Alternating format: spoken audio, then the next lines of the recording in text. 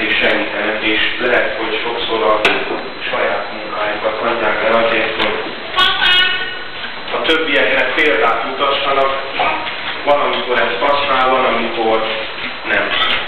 Úgyhogy én most ezen úton szeretném megköszönni az itt levő érogasziaknak, hogy ők képezik ezt a magot, amelyet hajtóiden önök képviselnek, és most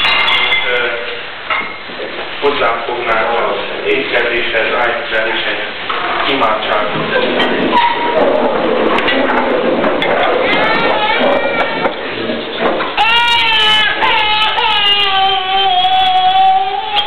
Van egy sátorunk is.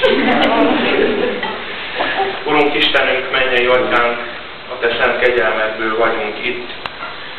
Kérünk Téged, hogy áld meg ezt a közösséget, áld meg együttlétünket, add, hogy ez a kapcsolat úgy formálódjon és úgy alakuljon, hogy mindkettőnk számára hasznos legyen és jó dolgok legyenek belőle. Köszönjük neked, mennyei Atyánk, a terített asztalt is, amely mellé most leülünk, ahogyan kirendelted minékünk, úgy rendelt minden éhezőnek, mindenkinek ezen a világon, hogy te hozzád fordul segedelemért.